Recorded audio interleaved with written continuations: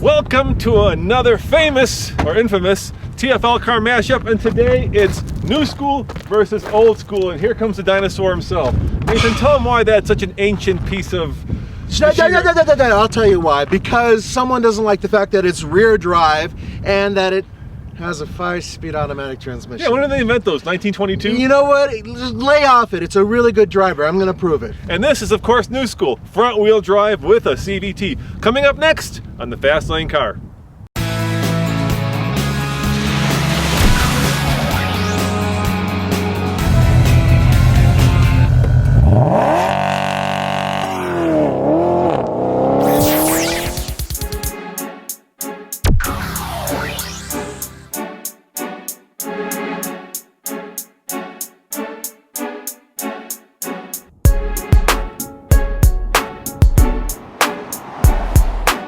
Under the bonnet, for all you Brits out there, is a V6 that puts out 260 horsepower and 240 pound-feet of torque.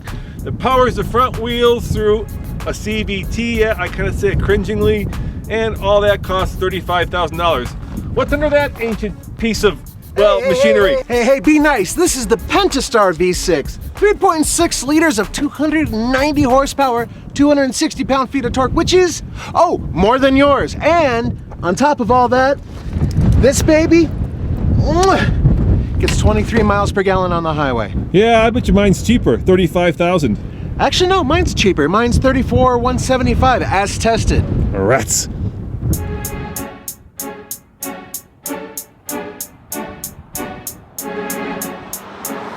All right, Nathan, I'll give you that one. Yours is cheaper, but mine is lighter.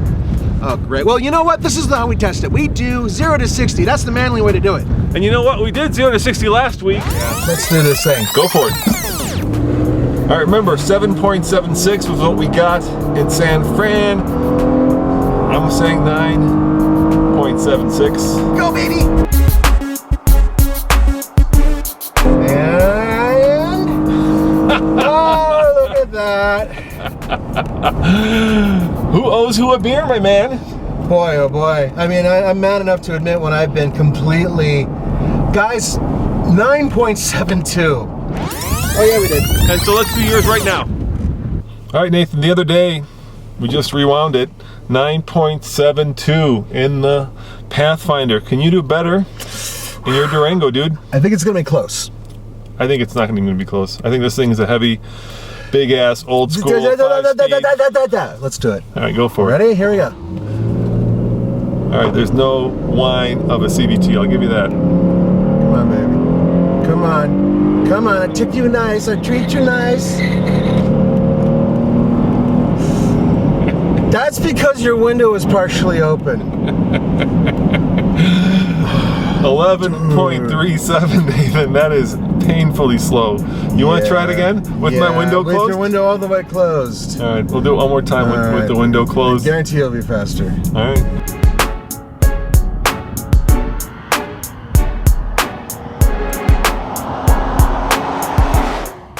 All right, once again, the number to beat is 9.72 in the much lighter, less fat, piggish. Yeah. All right, come on, let's go. Let's do this. Family truckster, go for it. All right. Come on, baby, go. I love you, I treat you nice. Well, at least there's no whine of a CVT. There's the power. Oh, this isn't looking good. Oh, a full second slower, actually. Nathan, you tell him. It's 10.82, and you know what? I'm not surprised. It's not as sparky off the line. It's definitely slower right off the line. I'll give it up to Nissan on that one.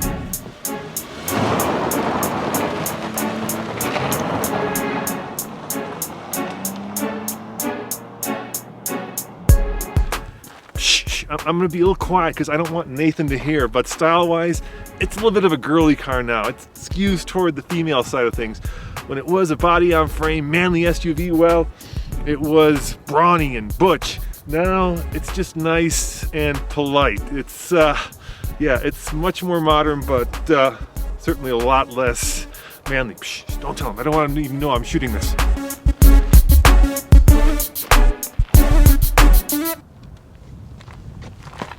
Okay, full disclosure.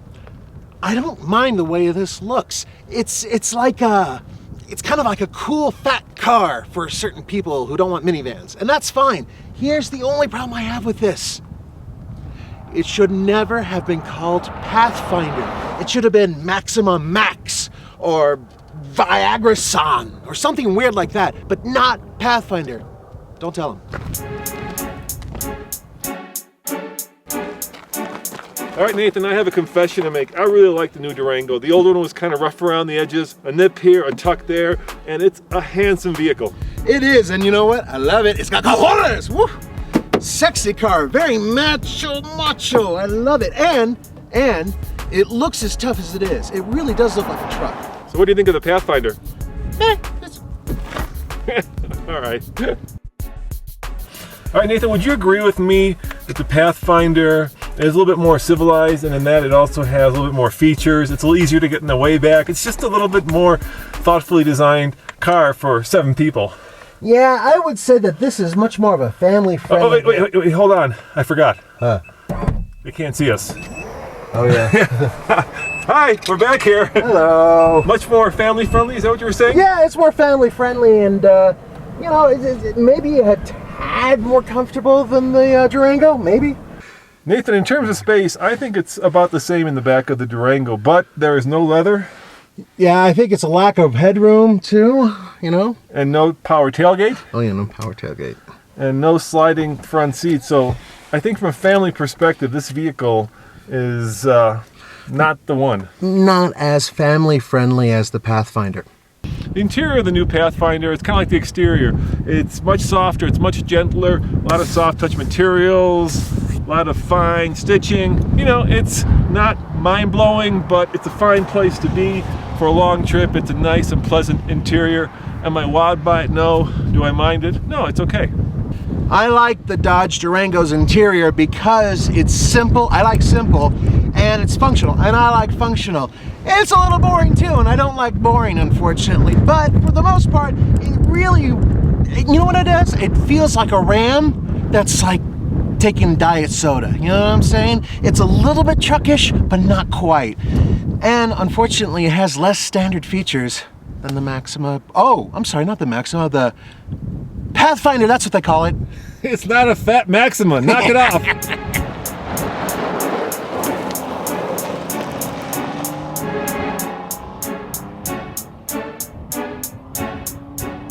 I like the Durango. A long time ago, Dodge brought Roman and I out to friggin' San Francisco to drive these things all over the place, and I loved it then. All right, I wish this drove like a Maxima, because a Maxima is buttoned down, it's sporty. This may be a tall Maxima, but it drives like a crossover.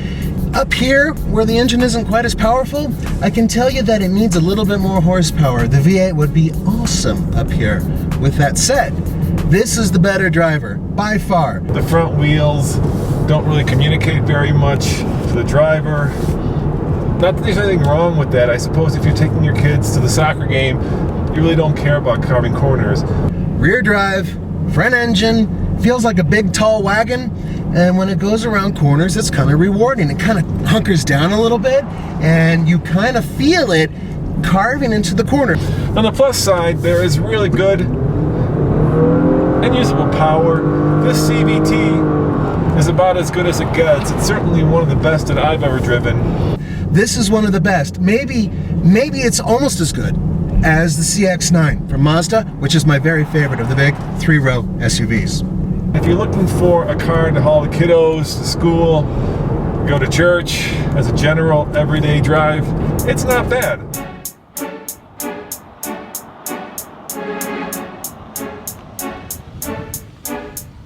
Nathan, old school versus new school, obviously they each have their advantages and disadvantages. So on the TFL scale of buy it, lease it, rent it, or forget it, what do you give the Durango? The Durango gets a lease it from me. It would get a buy it if it had the optional 8-speed, well, it's not optional yet, I wish it were, the V8, which is optional, or all-wheel drive. It doesn't have any of those, and up here in Colorado, it's useless. You know, that's funny, because I'll give this a lease it too. I think this is the better family vehicle of the two, but the driving experience is just, well, like vanilla ice cream. It gets you from point A to point B, but it's not very exciting. As always, this is Roman and Nathan. reporting for the Fast Lane Car. And remember, please, Subscribe because we make new videos every single day. we are crazy. See you guys next time.